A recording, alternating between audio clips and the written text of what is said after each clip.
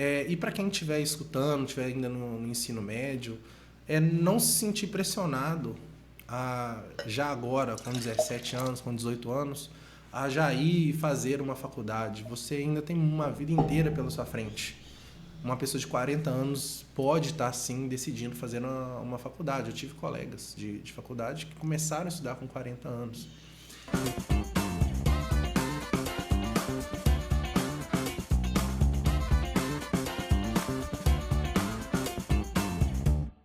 Sejam bem-vindos a todos que nos acompanham. Estamos mais uma vez aqui com o quadro Educação em Foco, com a temática Você Pode Ser. Você que quer ingressar na faculdade, você que quer trocar de carreira, você que almeja algum sonho em uma área diferente da sua, esse quadro daqui é para você.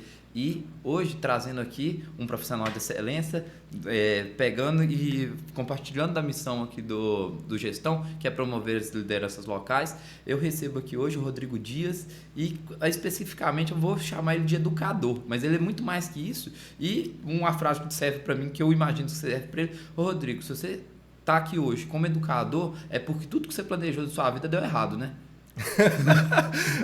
Sim, não. Sim, não, cara. Que pergunta. Não, Errado, não. É errado não, mas igual você tem muita coisa para contar aí e as suas formações te encaminhavam para um lado totalmente diferente e você acaba se descobrindo. Nós vamos chegar lá, mas então a primeira pergunta que eu quero te começar é: quem que é Rodrigo Dias? Me fala aí que você tem muita coisa legal para contar. Fala como é que foi seu ensino médio. Começa por aí, que eu sei que foi bem diferente, eu tô curioso. Cara, eu gostei demais do meu ensino médio, só que não foi aqui no Brasil.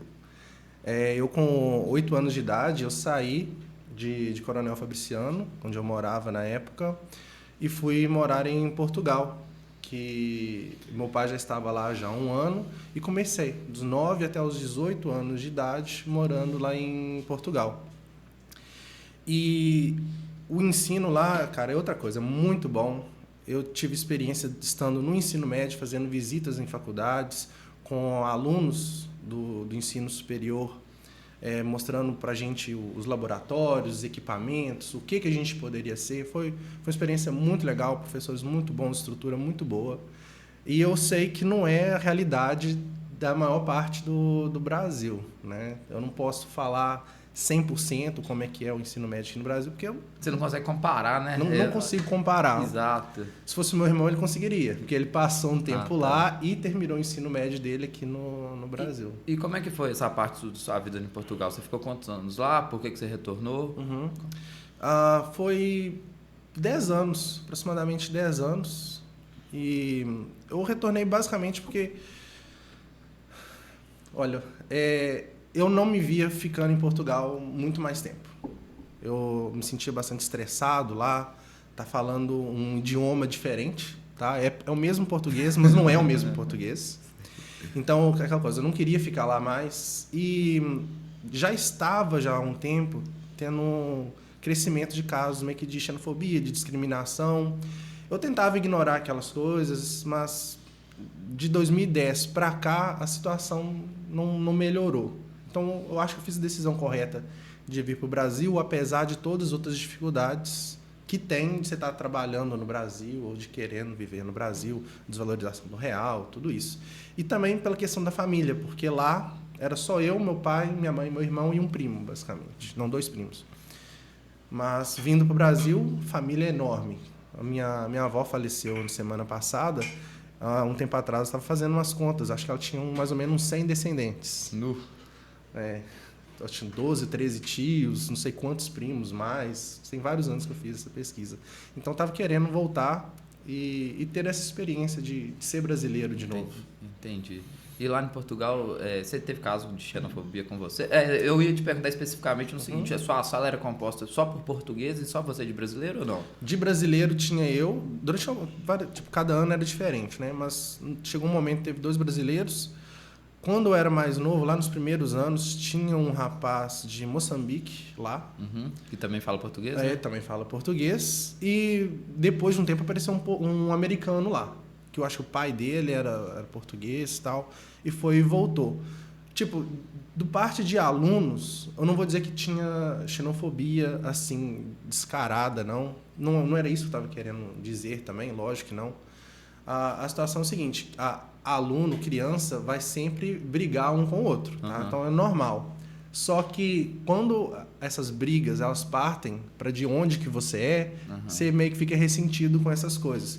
Eu não vou culpar porque as crianças em si é mais quem que são a motivação, os pais, o que eles estão dizendo em casa. Eles são reflexos dos adultos, na maioria das vezes. Muitas vezes, né? Mas eu não tô querendo dizer que os portugueses são, as crianças não tô são, né? Para deixar claro, não. exato. Mas é um comentário ou outro, assim, de vez em quando. E quanto mais perto chegou no final do tempo que eu estava lá, você começa a acumular. Então, eu também morei na Europa, graças a Deus, eu não tive nenhum caso e eu até saí com uma visão muito positiva de lá, mas igual eu imagino que sua situação foi muito mais difícil por causa que você fez parte da cultura do lugar por 10 anos. A chance de ter acontecido alguma coisa com você é muito alta. Aí também você estudou lá o ciclo básico da educação toda, então acho que a chance de dar uma coisa ou outra errada é muito grande. Mas no geral, o pessoal, eu acho que é muito acolhedor. Fantástico. Foi muito bom, muito bom. Especialmente os professores. Desde o início eu não tinha nada a reclamar dos professores lá de Portugal. Excelentes, muito acolhedores, explicam. Cara, foi muito bom. A questão de comentário na rua, de vez em quando na escola, essas coisas, mas não... Aí como é que é? Aí você retorna pro Brasil e aí você vai direto pro ensino superior? Vai trabalhar? Como é que foi? Então, aí eu cheguei por volta de julho de 2010 e minha mãe foi e falou: Rodrigo, vou ter que colocar você num pré-ENEM, porque você não sabe absolutamente nada de história do Brasil. Você não sabe nada de geografia do Brasil, você não sabe os estados, você não sabe de nada. Como você vai tentar passar numa faculdade? Aí eu fui e entrei. Muito legal, lá em João Molevade era o Ômega, muito bom. Ele é famoso. Ele é famoso. Eu tive aula com o fundador dele lá, era um professor de biologia muito bom. O nome agora não vem à cabeça. Mas aí eu fui, passei uns 2 meses lá estudando, especialmente essas matérias, mas também, lógico, as outras todas. E depois eu fiz 2 provas, fiz o Enem e eu fiz o vestibular da UENG, da Universidade do Estado de Minas Gerais, para tentar passar em engenharia ambiental. Porque numa das provas vocacionais que eu tive em Portugal ainda, tipo assim, pode ser quase qualquer coisa relacionada às áreas de exatas. Foi o que tinha passado para mim o resultado na época. Mas estava numa crescente essas coisas de instalação de painel solar, energias renováveis, diminuição de poluição. E eu falei, cara, eu gosto muito dessa matéria quando eu estava na escola. Nas aulas de biologia, nas aulas de geografia, tinha tudo isso. Eu falei, é isso que eu quero. Aí eu fui, passei e comecei a realizar o curso lá em Monlevade mesmo. Só que quando comecei a fazer o curso já em 2011, os meus pais saíram de Monlevade e voltaram para Fabriciano, onde tinham casa. E eu fiquei morando com a minha avó. E aí começa aquela coisa, e dinheiro? E dinheiro, meus pais não estão aqui, eles mandavam, acho que na época achavam uns 200, 300 reais, uma coisa assim, só para poder comprar um lanchezinho, alguma coisa assim de vez em quando. E a gente vai precisar de dinheiro. Trabalhei um pouco com meu tio, depois comecei a dar algumas aulas, aulas particulares mesmo, tirar a dúvida de aluno de ensino fundamental, ensino médio, sabe como é que é, né? E aí começou essa experiência de dar aula. E eu adorei passar o que tinha na cabeça para os alunos. Teve que fluir muito bem, né? A faculdade lá de João Molevade, meu irmão também estuda lá e faz engenharia de Minas. Aí a UENG é uma faculdade estadual, mas ela é gratuita. Eu quando eu prestei vestibular, eu não sabia que ela existia, não sabia que tinha um FOP lá, que é um campus de Ouro Preto, e a UENG lá é muito boa também. Na época, quando eu comecei, acho que, se não me engano, a escola tinha só 5 anos. Não, quando ela está começando, assim, tem muita coisa assim para arrumar a casinha. Tem muita coisa. O aluno muita sofre, coisa. mas nem por isso a qualidade, os professores continuam sendo de excelência. Exato, isso foi essa minha experiência. Em termos de estrutura, não era uma grande escola, vamos dizer assim. Mas em termos de professores, de dedicação, de falar com os alunos, de estar presente, tirar a dúvida, tudo isso foi muito bom os professores de lá também. Tá. Foi uma experiência bem legal, as amizades, tudo que fez lá o compromisso. Não, é uma experiência sensacional, né? E é bom que você falou que você estava precisando um choque de Brasil, né? Aí você conseguiu ter uma experiência 100%. Eu acho que tipo, se você não tivesse feito no ensino superior aqui, você tá muito deslocado. Aí questão de 10 e tal. E você no cursinho, você deve ter sido o primeiro cara do cursinho que chegou lá e falou assim: você vê que matemática, física, química, não, eu já sei. Eu quero história e geografia, que eu não sei nada.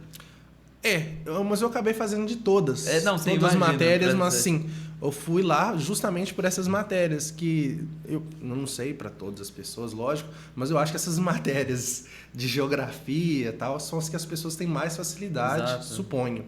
Por causa que na hora que você vai estudar um relevo assim, você pega e fala assim, Minas Gerais tem a composição de mar de morros. Você tá vendo todo dia lá Exato, mas aí esse termo mar de morro eu nunca tinha ouvido falar antes de começar. Exato, eu imagino. E lá no Portugal, só uma dúvida aí, depois a gente volta lá para a faculdade, a grade curricular de história, você bate muito na história de Portugal, história da Europa. Exato. E a geografia também sempre o local de lá. Isso. Nossa, tô lembrando das aulas de português, Camões e tudo. Nossa, que chatice. Mas é muito focado, obviamente, em Portugal. Então, a questão de história que aprendemos vem num período muito mais longo. Eu não sei como é que funciona o ensino de história aqui no Brasil, mas eu vou supor que foca na história do Brasil. E lá focava na história de Portugal.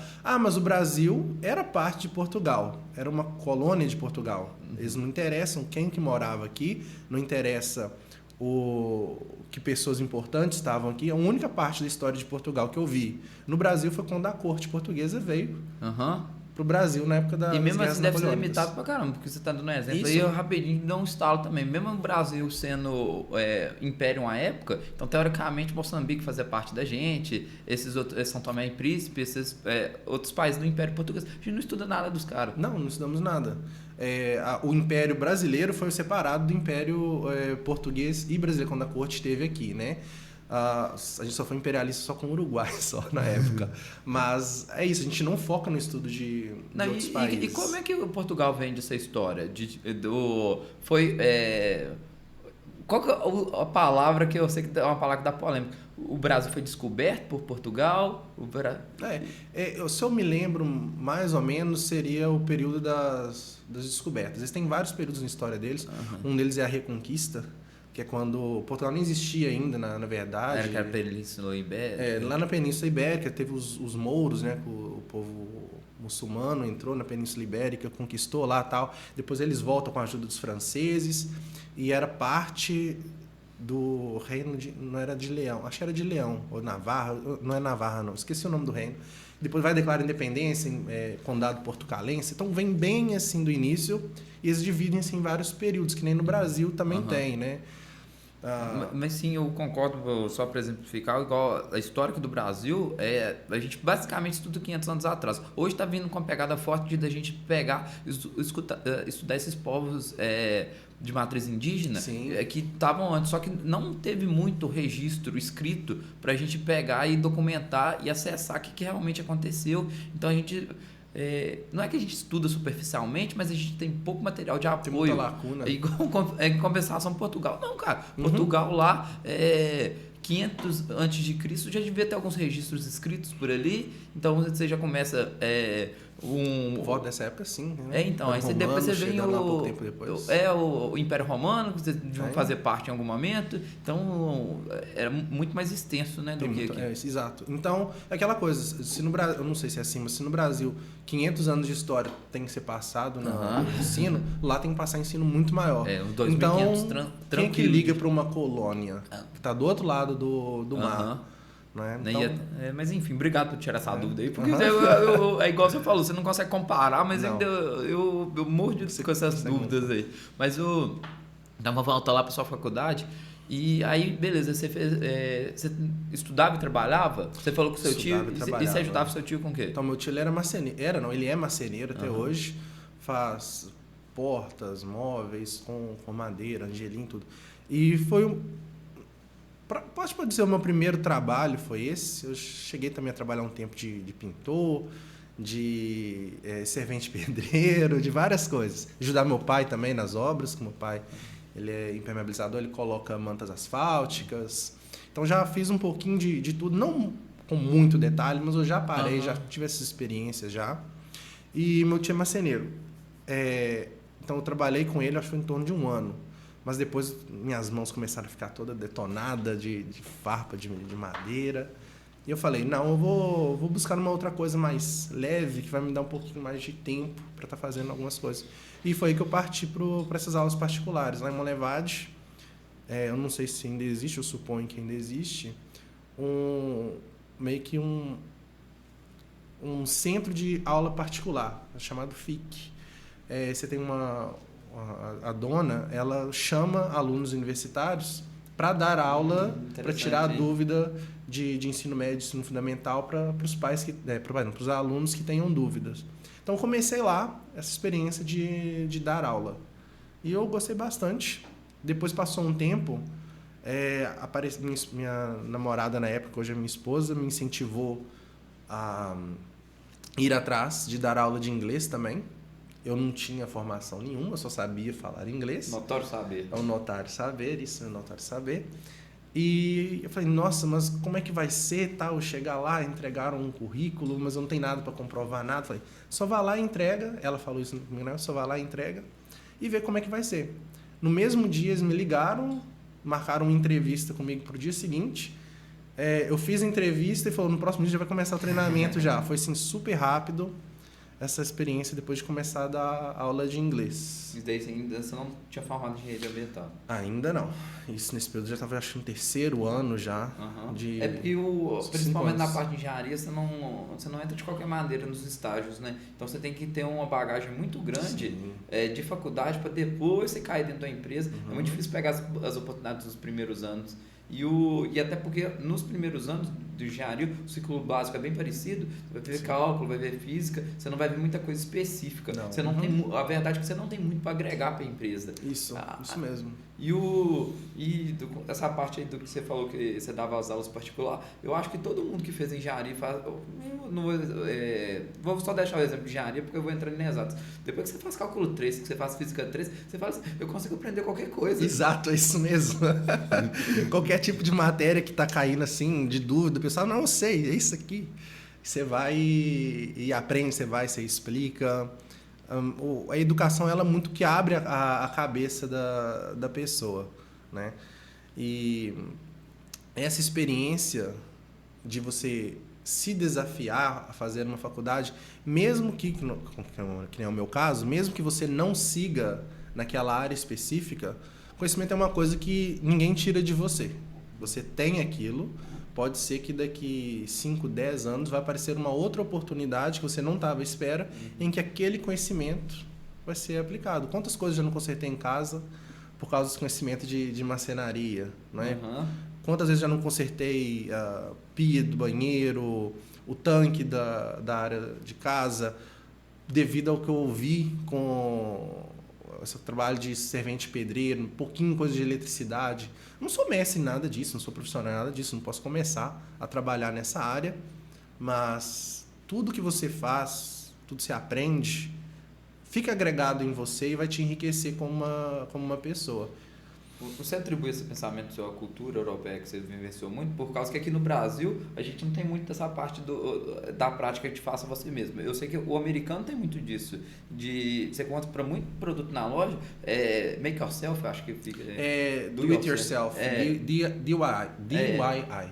Então, aqui no Brasil não tem muito disso. Igual você falou desses DIY. Pequenos reparos em casa, a gente tem muito costume de chamar um eletricista às vezes para trocar um chuveiro. E eu também gosto dessa parte de se desafiar, igual eu lembro que eu era novo, eu coloquei um portão eletrônico lá em casa, toda hora dava problema, chamava, eu acho que não tinha nem YouTube, eu mexi lá até entender como é que fazia, e eu acho que no Brasil, em geral, você fez fora da caixinha, e eu acho muito bom, a gente vai chegar nessa parte que você é educador, e você tem ideias, assim, parece óbvias, mas tá muito enraizado aqui, e não é normal fazer, igual esse último exemplo aí. Então, eu não sei se eu diria que isso é parte da cultura europeia ou portuguesa. Pode até que seja, mas eu atribuo isso mais do meu pai. Desde novo, meu pai falava sobre esse tipo de coisa. Meu pai teve foto, teve fábrica de tijolos, e hoje trabalhando com impermeabilização. Então, meu pai sempre foi uma inspiração nesse ponto de vai e faz. Vai e faz. E hoje eu vejo a importância disso, de você ter essa independência, de poder correr atrás de resolver os seus próprios problemas e não ficar apenas dependente do que o seu dinheiro consegue comprar para você ou comprar um conserto para você. Exato. E aí você está lá na faculdade, aí como é que foi depois de formado? Como é que foi as primeiras oportunidades? Você formou e tinha aquele pensamento também que agora eu vou arrumar um emprego na área, vou conseguir? Como é que foi? Eu acho que o mais perto que eu tive de ver, assim, nossa, eu vou seguir nessa área, foi quando eu fiz o estágio. Eu fiz estágio de engenharia ambiental na ArcelorMittal Bioflorestas, aqui na nossa região, ali em Goiabal.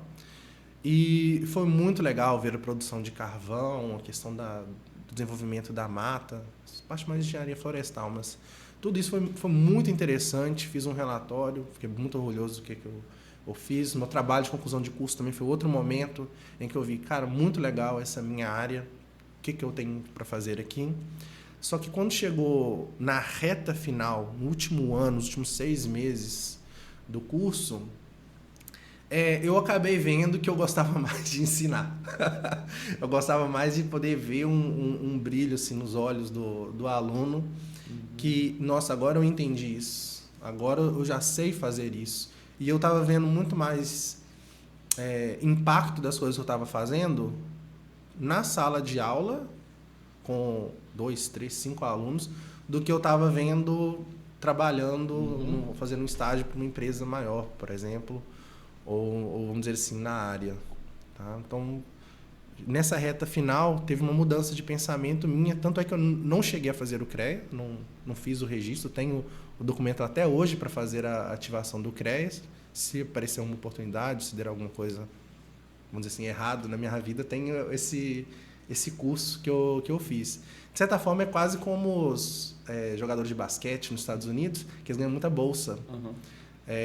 Então, eles ganham bolsa para jogar basquete. Só que, enquanto isso, eles estão fazendo a graduação deles. Sim. Então, eles jogam basquete, podem virar profissionais e tudo, papapá. E depois, com, sei lá, 40 anos de idade, 30 anos de idade, se eles não tiveram nenhum sucesso, eles têm aquela formação deles em administração ou em qualquer outra coisa que seja contabilidade, não sei. Então, aí, é que legal que essa convicção sua, que eu acho que uma das escolhas mais difíceis da vida é decidir o que você vai fazer. Essa frase, acho que é do Ponteu, do Cortella, não vou saber citar perfeitamente, não. Mas depois que você decidir, tudo fica mais fácil. Então, na hora que você é convicto, você fala assim, eu quero ser educador. E aí, como é que foi a trajetória? Como é que foi aí você formou, estava na hora de começar a ganhar dinheiro. Como é que foi? Então, nessa época, eu já estava casado. Acho que sim, eu já estava casado já nessa época. E eu estava dando aula de inglês já nessa época. Eu estava ganhando já bastante mais que em relação naquele período anterior, que estava dando aula de tirar dúvidas, né? Aí eu só fui e segui naquele ponto. Eu formei, continuei dando aulas, agora tinha um pouquinho mais de tempo para estar em casa. Só que depois as coisas começam a apertar. Começa a vir essa responsabilidade de vida adulta, você tem que pagar aluguel da casa, você tem que pagar conta de água, de luz, de internet, manter o carro, IPVA, 1 milhão de coisas acontecendo, né? Então, são 2 momentos muito importantes na vida de uma pessoa. Eu diria que é essa primeira independência fora de casa, quando você vai para uma faculdade. Muitas pessoas acham que você já tem que sair do ensino médio, já ir para uma faculdade, sem saber nada do que você quer fazer da vida. Vai, às vezes você aprende alguma coisa, mas tem que ser alguma coisa que no mínimo você goste. E uma outra é quando você corta os laços presenciais constantes com a sua família. Quando você cria finalmente, né, completamente essa independência, tipo assim, agora eu vivo por conta própria, casamento. Então, num período assim de 5, 6 anos, eu passei por essas 2 fases ao mesmo tempo, de responsabilidade e de crescimento. Eu continuei mais uns 2 anos, eu não lembro exatamente quanto tempo que eu continuei, 2, 3 anos, dando aulas de inglês para outra empresa, e depois eu comecei a ver algumas coisas. Cara, eles têm metodologia muito legal, eles têm um administrativo muito legal, Só que eu estou ficando cansado. Burnout, que eu falo muito isso hoje. Acho que eu vou sair, acho que vou para casa dos meus pais. Casa dos meus pais não, vou para a cidade dos meus pais. E estava conversando com a minha esposa, pedi para sair da empresa e ela foi e abriu a minha mente. Ô Rodrigo, tem uma oportunidade na minha cidade, que ela é de Goiabal. Tem uma oportunidade na minha cidade. Não tem ninguém lá dando aula de inglês. Eu tenho certeza que se tivesse inglês quando eu era criança, quando eu era adolescente, meu pai iria fazer um sacrifício para me colocar lá. Aí eu fui. Não, ok, vou trabalhar para isso então. Vou ver, nem que seja só 1 ano ou 2 anos, dar uma experiência e ver como é que seria ensinar por conta própria. Né? Questão de material, correr atrás dos próprios alunos de forma independente, isso. E foi aí que começou. A gente abriu a nossa escola lá inicialmente só de inglês. E nos últimos 2 anos a gente já expandiu para também ter aulas particulares. E esse ano a gente firmou as pernas mais ainda na relação de um pré-ENEM. Eu e um outro professor que está lá, ele é antropólogo, está dando aula ele está dando aula de português, redação, história. Para ele, exato para vocês. Exato, aí estamos lá. A cidade é pequena, são um pouco mais de 5 mil habitantes. Então, aquela coisa, eu não conseguiria contratar um professor para cada matéria. Então, é aquela coisa, o que você sabe, como você pode ter um conhecimento mais global e saber passar. Então, a gente está nessa parceria lá.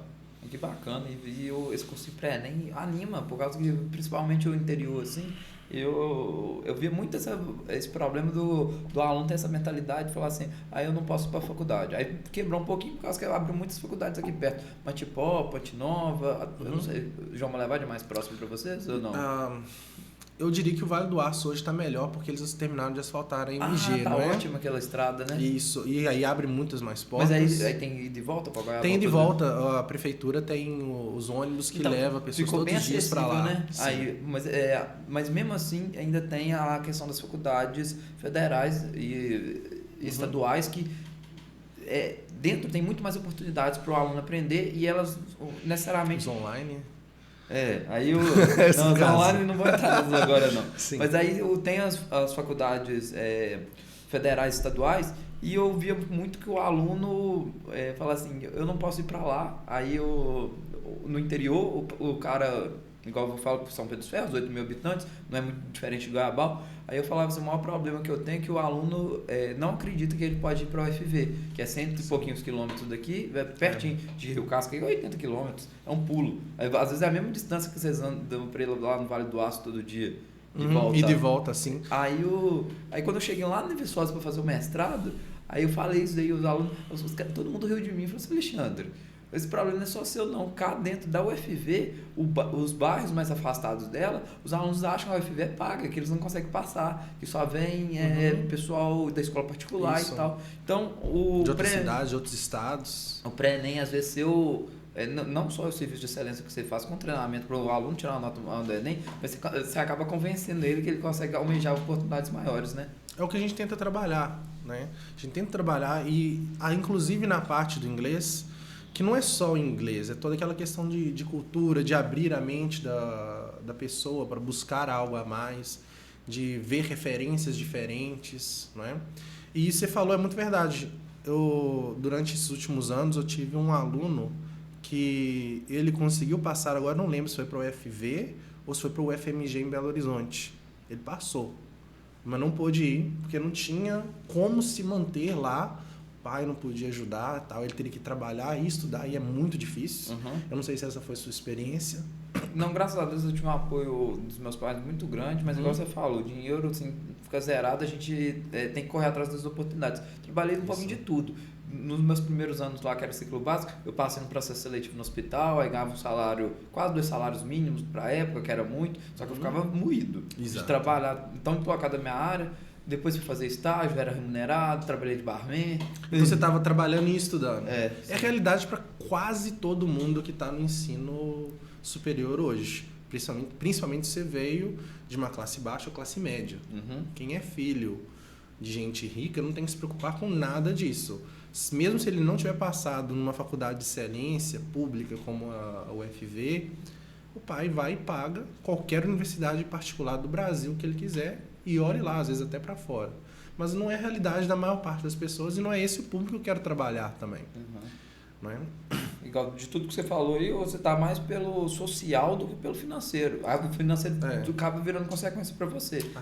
Mas seu sucesso está medido em ajudar os seus alunos. Sim, esse é o grande foco que eu e minha esposa temos hoje no momento, como nós podemos capacitar e preparar o melhor possível quem está ali com a gente. Então, tem vários alunos que estão com a gente desde criança, começaram inglês, por volta de 6 anos na época, hoje a gente trabalha só um pouquinho mais velho.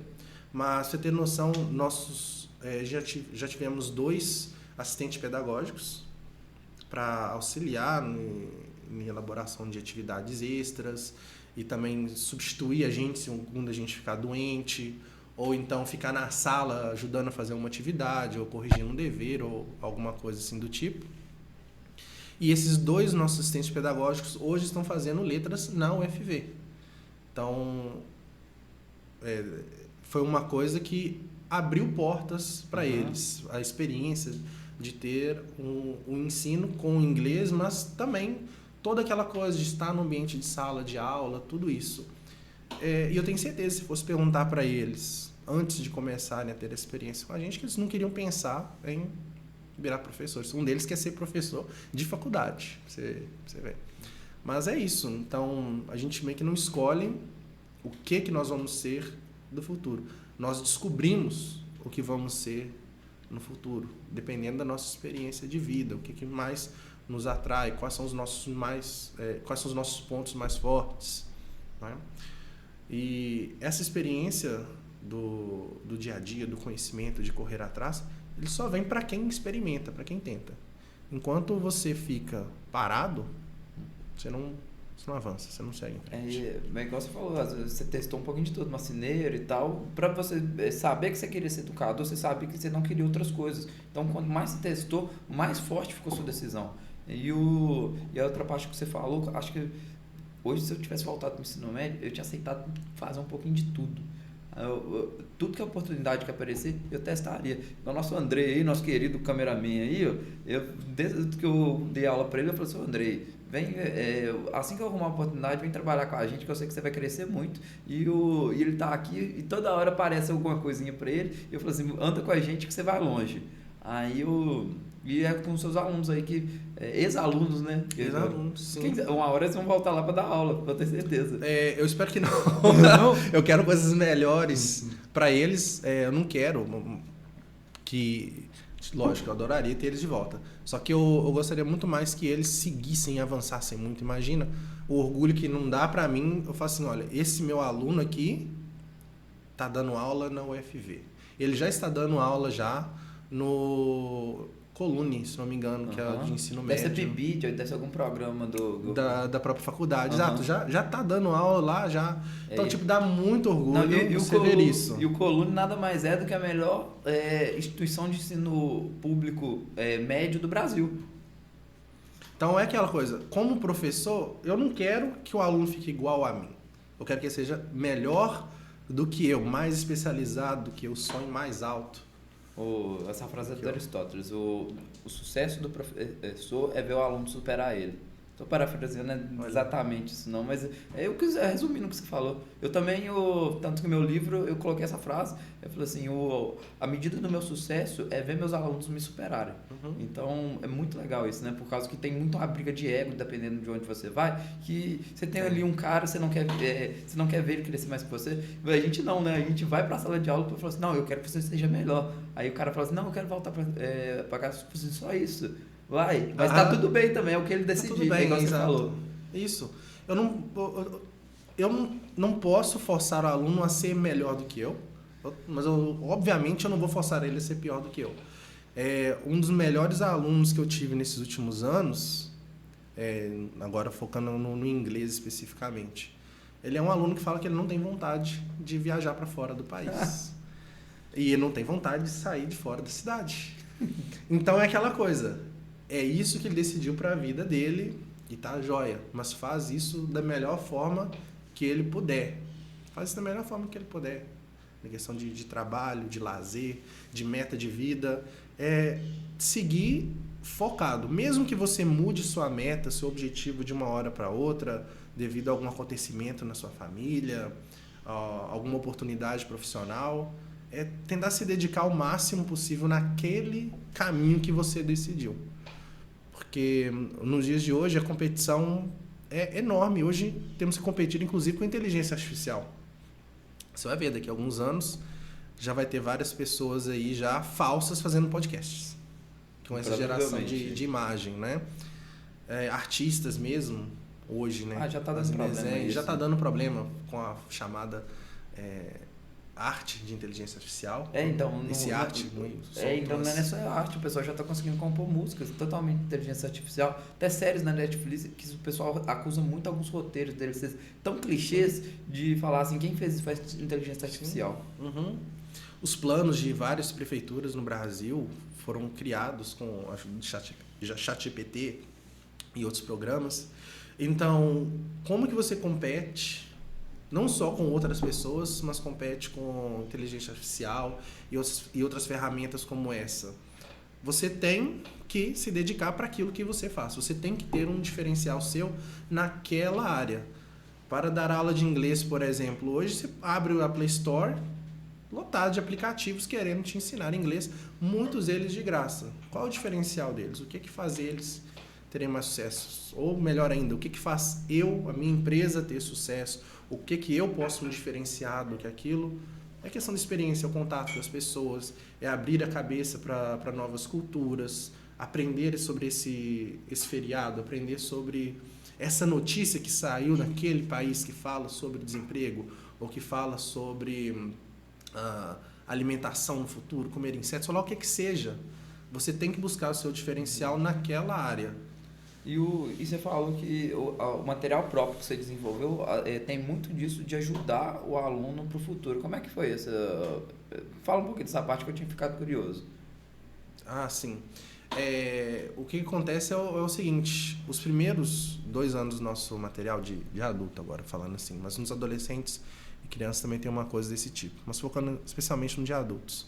Os primeiros 2 anos, eles são de aprendizado básico, porque a maior parte dos adultos hoje no Brasil não sabe inglês nem de forma básica. Uhum. É uma deficiência que toda a população brasileira, de forma geral, é um nível de inglês mais baixo, em comparação com outros países, como a Argentina, como Portugal, como a Espanha. Então, os primeiros 2 anos a gente trabalha muito com a inclusão de vocabulário útil e verbos úteis, tá? Situações úteis. Então, no restaurante, por aí que vai. Mas, a partir do 3º ano, nós temos várias discussões que trabalham com temas, vamos dizer assim, mais raros de acontecer, mas muito importantes para o desenvolvimento pessoal. Então, um dos meus áudios favoritos nesse 3º livro, que é o meu favorito, na verdade, ele inclui temas como alimentação do futuro, eu já comentei, sobre essa questão de se alimentar de insetos. Tem sobre como inteligência artificial e automação vai retirar trabalhos. Acho que era 35 milhões de desempregados nos próximos 20 anos nos Estados Unidos, num país onde já tem bastante automação. Seria um menino de 12 anos que criou sua própria empresa de refazer skates para deixar eles menores, mais compactos, para poder caber na mochila. Uhum. Então, são vários temas diferentes que são coisas que a maior parte das pessoas não discute no dia a dia. Eu não sei qual foi a última vez que você conversou com um amigo, com um primo seu, sobre, por exemplo, vacas conectadas à internet. Não. Você já comentou sobre isso? Não. Não? Já comentou sobre internet transmitida por balão?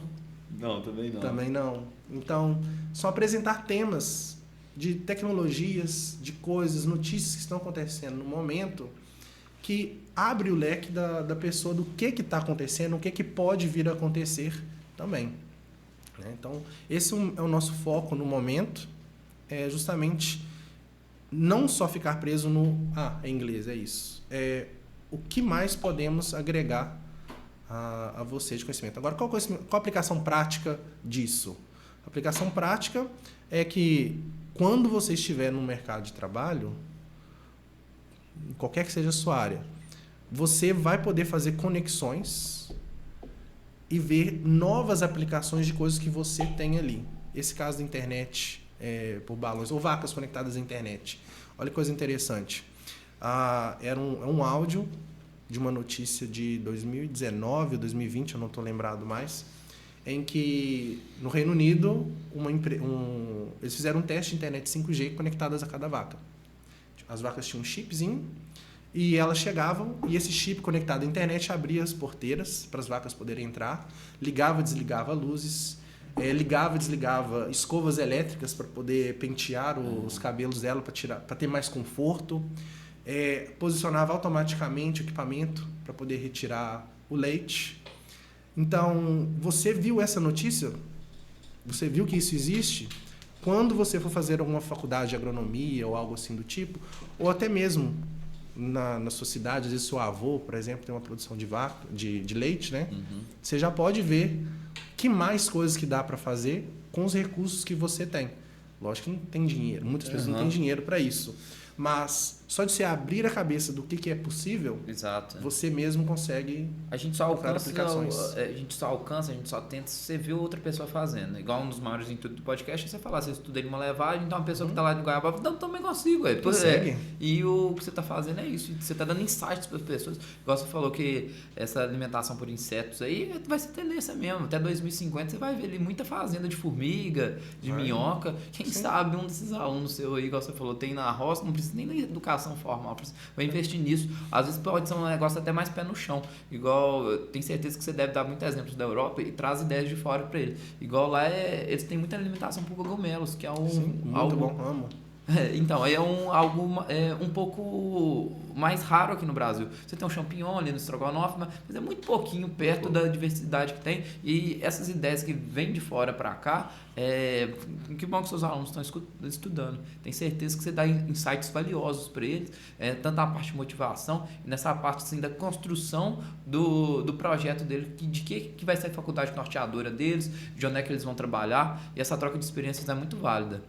Sim, eu sou muito em favor disso, de qualquer pessoa que tem algum conhecimento, tem um insight, sabe algo, ensinar. Todo mundo tem alguma coisa para passar, algum conhecimento para poder contribuir e enriquecer a vida da outra pessoa. O tempo que eu passei com meu tio marceneiro, o tempo que eu passei com o servente de pedreiro também, tudo isso foi coisas que abriram a minha mente para a importância daquela profissão, sobre o que pode ser feito com aquilo, né?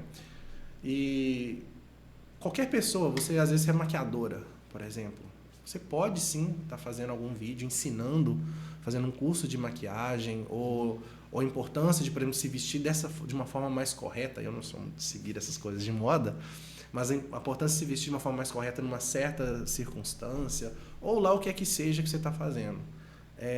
Conhecimento, eu acho que vai ser o bem mais valioso agora deste século XXI.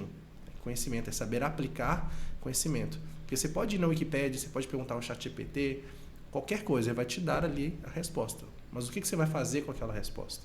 Para isso você precisa ter conhecimento, você tem que saber agregar várias áreas em uma só para poder progredir. Está um pouco banalizado, né? Esse tanto de e-book que está tendo na internet ali, que principalmente agora que o ChatGPT está escrevendo 99% deles, então ter um professor faz falta, tem hora. Igual, claro, tem bons e-books e tal, mas 99% do conteúdo que é produzido na internet, não fala só de e-book agora não, é fútil. A maioria dos vídeos que estão subindo hoje são vídeos ali que não agregam nada, são vídeos de gatinhos, eles dão aquela recompensa imediata, mas não são... o conteúdo que a humanidade está produzindo hoje em grande quantidade, ele não é conhecimento científico. 99%, não vou usar a palavra lixo não, mas ele não tem utilidade na construção do conhecimento. Muita dancinha, aí... como é que você vê hoje a importância do papel do educador, que é você, em comparação a esse conhecimento que está na internet lá e em questão de direcionar os alunos? Direcionar os alunos para... Para mostrar para eles, igual você falou, da importância que faz você estar lá com eles, ter um professor presente para auxiliar, para guiá-los. Sim. Esse é um desafio da educação moderna, é que tem muita gente que acha duas coisas. Uma, que professor é babá, você está pagando, seu aluno está na escola, e é responsabilidade do professor aturar o aluno que está lá. E não é assim. A escola não é mão de via única, é mão de via dupla. É os dois. É os alunos e os professores juntos têm que trabalhar para o progresso dos alunos. O professor não consegue competir com o TikTok, isso não existe. O professor fala assim, nossa, eu vou fazer a aula mais interessante, vou fazer uma dancinha, vou fazer piadinha. Você vai acabar virando um palhaço na sala de aula, na busca de atenção de pessoas que às vezes não querem estar lá. Ok. Mas isso é um fracasso do ensino de forma geral. Essa semana mesmo eu li a notícia do governo da Suécia, que ele dizia que estava completamente enganado nessa questão de colocar telas nas escolas. Tirar os livros físicos e colocar tablet ou notebook ou coisas assim do tipo. Aparentemente o Brasil vai seguir essa tendência. Sim, a gente é atrasado. Não, essa nova tendência da Suécia aí, por causa que também nessa última década foi investido em telas. Aí eles vão usar o celular na sala de aula, mas agora esse ano já saiu uma resolução que o celular está proibido nas escolas, mas ainda não está aplicando. Está faltando os governos estaduais se posicionarem para ver qual que vão ser as medidas punitivas, como é que vai ser isso daí, porque não adianta chegar só e falar assim, você está proibido de usar o celular. Aí o aluno pega lá e fala assim, você não pode tomar ele. Eu não sei se você sabe, não, mas é proibido você usar celular no banco. Tem disso. É impossível você entrar num banco e não ver alguém usando o celular. Não, e fora que se você deixar o celular lá, vamos supor, você deixa do lado de fora já que você não pode usar, né? Aí fala assim, chegou um código no seu celular. Aí o próprio banco pega e te pede para usar o celular. Então, o sentido da educação hoje está bem complicado nesse cenário de telas. Eu, pessoalmente, acho que tem importância, sim, telas, mas não em sala de aula do jeito que ele é apresentado hoje.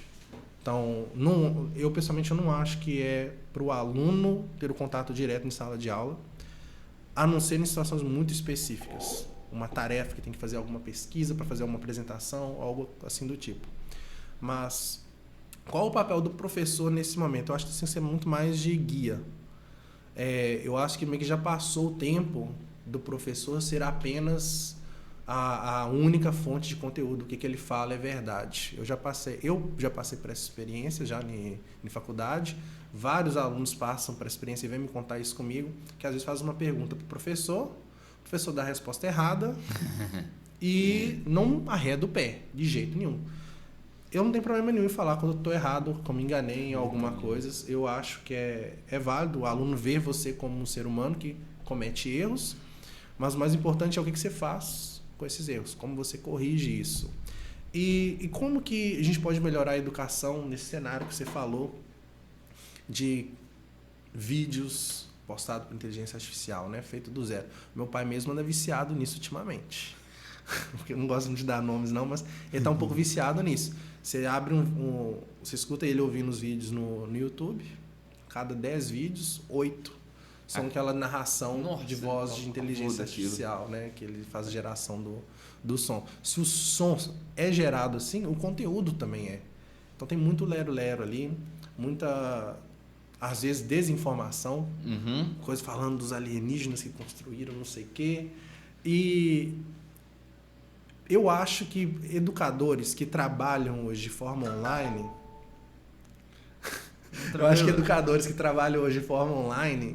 né, no YouTube, como o Iberê, do Manual do Mundo, e os outros, né, que trabalham com biologia, com física, todos eles têm um trabalho muito importante de divulgação científica, valorizo demais, mas eu acho que está faltando também para outras áreas. Acho que também está faltando isso para deixar mais atrativo, despertar curiosidade. Um professor de história está fazendo alguma coisa e ser mais famoso. Um professor inclusive português, eu odeio português, acho muito chato. Mas isso é coisa pessoal minha, questão de acentos e tudo isso. Eu também acho.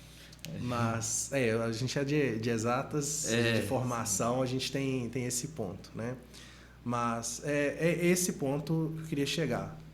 Nesse ramo das tecnologias online, YouTube, Facebook, a educação precisa ter, vamos dizer assim, um filtro melhor de qualidade. Então, eu vou completar essa discussão com a minha opinião. A primeira que eu acho que apareceu um Iberê, apareceu um Átila, outros, você fala de história, tem uma muito famosa que é aquela Débora Aladim, que ela é de Belo Horizonte, que você conhece? Não. Ela é, tipo assim, a menina do Enem da história. Então, tipo assim... Acho que eu ouvi falar. Então, tem Agora bastante falando do gente, Enem. só que gente qualificada para ter esse tipo de conteúdo pensa tanto que o cara tem que ser bom e produzir esse vídeo. E gente sem conhecimento nenhum para dizer no vídeo. Isso. É a maioria. Então, a maioria. O pessoal se vê sufocado nesse mar de desinformação. Por causa que aí a cada 100 vídeos tem um bom e 99 ali de qualidade duvidosa. Mas aí eu acho que é papel das redes sociais se autorregularem. Não precisa nem vir com o governo proibindo, não. Se eles monetizassem mais os vídeos que classificassem como educacionais, dessem mais dinheiro do que o vídeo de dancinha, já ajudava a corrigir bastante. Só que acontece o contrário. Mas é aquela coisa do incentivo, né? O problema da autorregulação é justamente o incentivo. O incentivo para uma empresa de notícias é o quê? Que a notícia que ela publique seja o mais sensacionalista possível para atrair mais público. Exato. Um vídeo de dancinha, naturalmente, é mais atrativo, porque as crianças adoram, adolescente adora, do que um vídeo de história. Principalmente o vídeo de dancinha sem fala, ele chega na Índia, por causa que como não tá falando nada. Quem não gosta daqueles vídeos dos africanos dançando lá? Sim, nós somos fera. Só que eu deixo para um outro dia, mas dá uma discussão pesada, por causa que tem gente saindo lá de país de primeiro mundo para pagar uma mixaria para que os meninos dançarem. Não é 100% orgânico. Tem toda uma empresa por trás que sabe que esse vídeo vai viralizar. Tem, sim. E esse conteúdo sem voz mesmo é um que atinge bastante conteúdo, bastante pessoas, justamente pela natureza dele de ser internacional. Qualquer pessoa pode ver. Teve um rapaz, se não me engano, falando na França, que ele viralizou, esqueci o nome dele agora, que ele faz um vídeo só faz assim. Não, ele é italiano. Ele é italiano? Eu esqueci o nome dele agora também. Mas ele só fica assim, reagindo, sucesso estrondoso na internet. Então, o problema da autorregulação é que as empresas vão se autorregular para dar o que vai mais proporcionar lucro para ela. Então o governo tem que censurar. Cara, essa é uma discussão, acho que está muito acima das nossas cabeças mas aqui. O governo é doido para isso, ainda mais esse novo. Eles falam o tempo todo de regulamentação da mídia. Quero ver o que vai sair disso. Então, existe já regulamentação já da mídia impressa, jornais. Agora, o que tá? Filtro de verdade, essas coisas é outro assunto, é uma situação muito complicada, envolve política, crenças pessoais, e eu não acho que isso é papel do educador, qualquer que ele seja, ditar pensamentos. Eu acho que a parte mais importante do educador seria justamente isso, de mostrar opções que existem, justificar cada uma delas. Um dos melhores professores que eu tive lá em Portugal, inclusive, foi minha professora de filosofia. Meu professor de filosofia chegava uma aula, apresentava tal. O pensador tal, o filósofo tal, disse isso. E apresenta os argumentos dele. Todo mundo, nossa, isso mesmo, é verdade. Na outra aula, 2 dias depois, 5 dias depois, esse outro pensador falou justamente o contrário. E todo mundo fica, não, cara, é verdade, é isso mesmo. Então a gente ficava dançando de um lado para o outro nessa questão de apresentação de argumentos. E ajudou muito a enriquecer pensamento crítico. E é uma coisa que está faltando, seria isso. Porque se a população tivesse um pensamento crítico mais aguçado, ele iria ver por que eu estou assistindo esse tipo de vídeo, de voz sintética, completamente artificial. Que conteúdo é esse? Esse conteúdo é verdadeiro? Ele é falso? O que ele está apresentando para mim? Então, novamente, é o papel, eu acho, da educação de formar mentes. O problema é que a gente está tentando formar mentes ao mesmo tempo que as redes, esses vídeos estão desformando. desinformando e desformando mentes. Aqui, e o que você está falando eu concordo bastante. Igual, o Brasil tenta de vez em quando chegar nesse professor seu de filosofia, mas falha miseravelmente. Eles tentam dar uma notícia, então, bom, a gente não vai representar de forma neutra, vai representar com viés da direita ou da esquerda, mas fica tão polarizado, tem hora não é diferente. Eu entendi seu exemplo e aqui o que eu vi, as tentativas dos jornais reproduzir isso, fracassou completamente. E é muito difícil você achar uma fonte de notícia neutra. O Brasil tem esse jornal sensacionalístico, o Datena.